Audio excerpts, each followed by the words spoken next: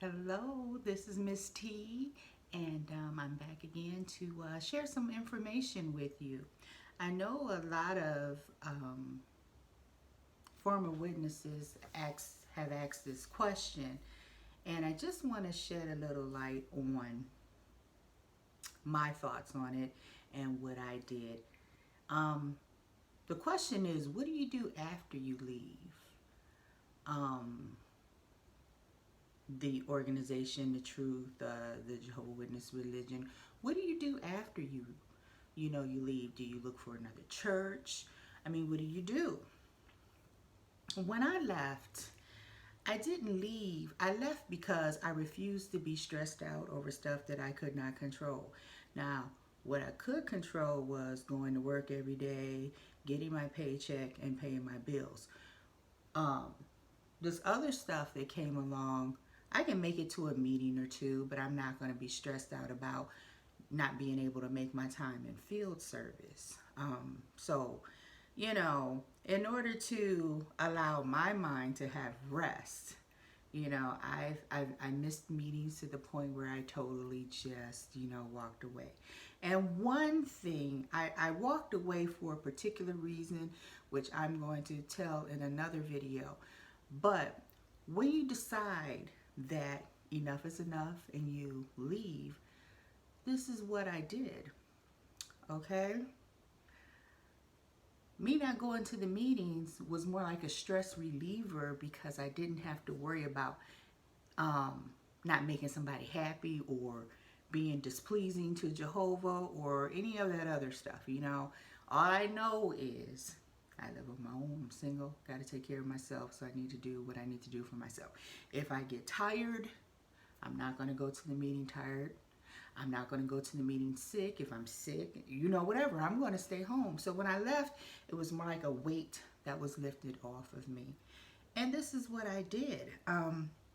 My morals and values never left me. I still had a conscience. So I wasn't going to go out there and be like, hey, I'm free, I'm going to drink, I'm going to do this, I'm going to do that, I'm dating. I'm not going to do all the things that compromise the standards that I've made for myself. I'm still going to be that same person.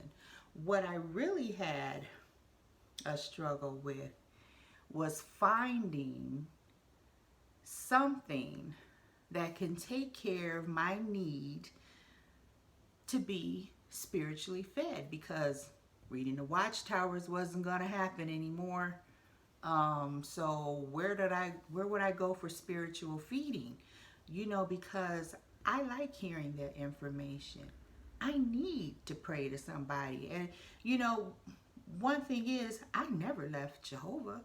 I left the organization. I didn't leave Jehovah, so I continued to pray to Jehovah. I talked to Jehovah. He was my friend. I continued to have that relationship with God. And if I ever made a mistake, I prayed to him and apologized, for it, knowing that he is a forgiving God. So all this other stuff that people would say, like my grandfather would say, you leave Jehovah, and you can pray, but sometimes your prayers don't reach as high as that ceiling. I never believed that, because my whole time of being out since I left in the early 2000s, I've gotten into some situations where it could have been bad, but being that I know and recognize what's bad, and my intuition may say don't do it, I didn't do it. And there were some things that as far as dating, there's people that I dated that I probably would have never dated before, but I'm dating. You date, you get to know people. If they're not right for you, they're not right, you move on. As far as religion goes, did I have a desire to go to another church? No. But at that time, I would watch like shows about self-help, and I would go to get books on self-help and read. I needed to really get to know myself, my likes and dislikes, because I didn't even have a clue what I wanted to do. I would work, I would come home, and now I just relax and watch some TV, just forget about the day, and I work again. I would probably go out with some of my coworkers socially. Some I wasn't really comfortable with, and I didn't, go out with them again. But I stepped out and I had to take a chance, but I really had to learn how to, being single, get out there and do the things that I always wanted to do by myself. You know, I wasn't really in a rush. It would have been nice if I would have met somebody and we had the same ideas about a relationship and whatever, and we got married and, it's whatever. But that didn't happen. And it would have been nice if I can walk into another church and get the spiritual feeding that I need and everything would be cool. But I know that's not going to happen because there's churches that are not perfect.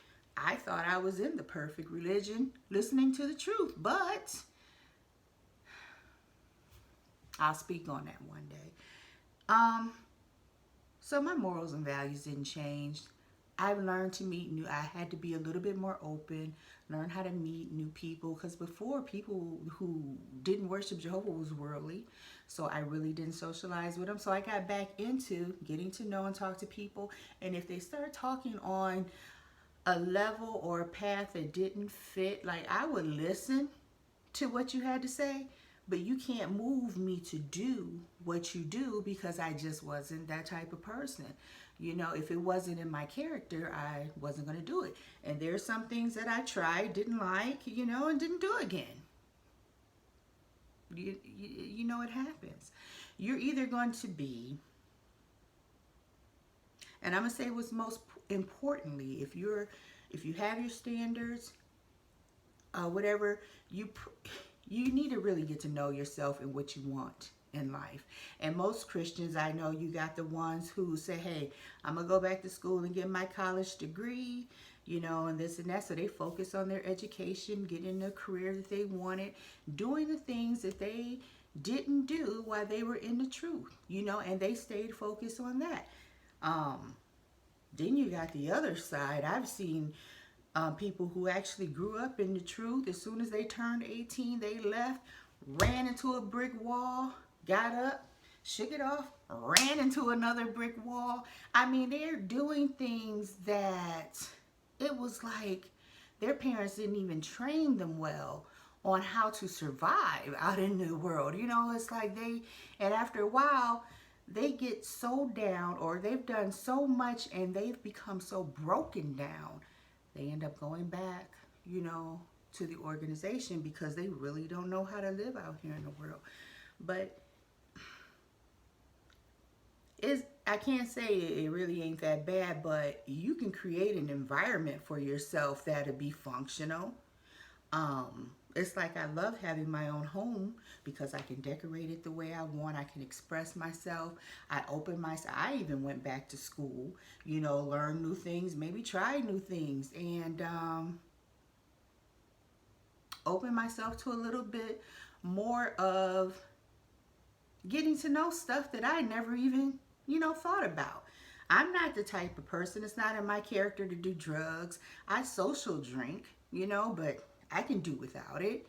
And I was drinking while I was, in the truth, so it was no big deal. Me having friends surrounding me I'm not an extroverted person. I'm more introverted. And I don't like my peace to be disturbed. So it's okay if you come out in the world, you're going to find things that you can do to fill that void that's in your life, because you went from being busy, overwhelmed, stressed out, to now you got all the time in the world. What you going to do? Get to know yourself. Go back to school and learn. I always tell people, especially my students, when I was teaching, I said, 2 classes you want to take when you go back to college: English and psychology. Because with English, you're going to learn how to communicate with people. You're going to learn how to think critically, and you're going to learn how to, and at that time I wanted to be a writer and learn how to express myself. So I had to learn how to be more descriptive when I write. So English, was like really nice for me because it allowed me to express myself. It allowed me to read and think deeply than just reading on a surface. I think a little bit deeper into it. And like I said, critical thinking, and that's one thing as a witness you need to know how to do. You should have known how to do that when you were in the organization, but you didn't. So now take English, take psychology, take a craft. One thing I liked about psychology, I learned about the human mind and how it works. And at this time, I was a hairstylist. I went to cosmetology school. I was a hairstylist working in that field. I had to learn how to communicate with people. I had to learn how to communicate with people on all levels, because you have some people that will overtalk you. You don't know what they're saying. Well, and I was always like a little shy, so they could overtalk me and say anything, and I'd be like, wow, I don't even know how to comment on that. But then after I, went to school and educated myself on certain things, and I started reading the papers more and watching the news more, and just focus more on what was going on around the world socially, watching a little bit more TV and seeing what's going out there, because usually as witnesses we don't watch a whole lot of TV. We're not supposed to open our minds and expose ourselves to some things like that. So whenever my clients felt like they can overtalk me, I caught that and I threw it right back at them. I understand what you're saying, and I really needed that. English and psychology. Then after that, it's like, maybe I'll go out to eat by myself. Maybe I'll, I will learn, a new hobby. Take guitar lessons, do piano lessons, create your own garden, get out there and do some things that you always wanted to do, but you didn't have the time to do because you were out in the ministry serving Jehovah and you couldn't do a whole lot of things. I remember my grandfather, and it was really hard to me to conform to this, because I just had to watch. I love movies and I like watching TV. My grandfather would turn on his radio. He liked listening to country music, and he'll play it all day and all night. My great aunt, if you go to her house, absolutely nothing was on. It's like, I don't know if she sat there and read the Bible all day while people were gone, but every time I went to her house, no TV, no radio, it was just quiet. And I really tried to, shut off everything, stay in quiet, keep everything quiet, just sit there or study and meditate on it. It just didn't work for me. I gotta have some type of background noise in my life. So learn more about yourself.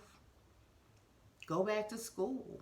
Allow yourself to learn and get your degree so you can get a career that you love doing and making the money that you need to enjoy life. You're going to need when you get older now. We don't know when the world is going to end.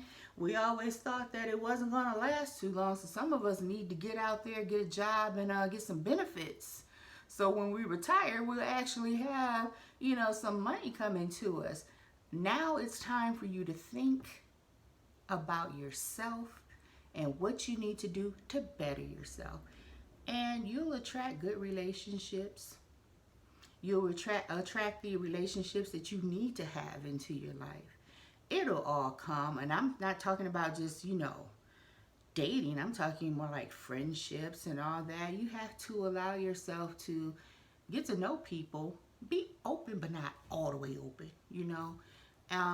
It's a hard adjustment when you're a Jehovah's Witness and you've actually never socialized with the world, only through, talking about the Bible when you're out in field service. But now I like to listen to people's stories because I learn from them. I don't have to do it in order to learn. I learn from their story, and I'll say, hey, I know that wouldn't be for me.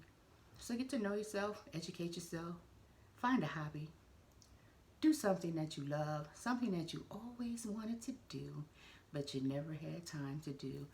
And trust me, you will be okay. So I hope you like this information that I've given you. Please comment, share, like the video, and do subscribe, because I plan on coming out with more videos, and my whole goal is just to help assist you along the way. You know, it's a new journey, so I hope you like it. You have a good day. Bye, friends.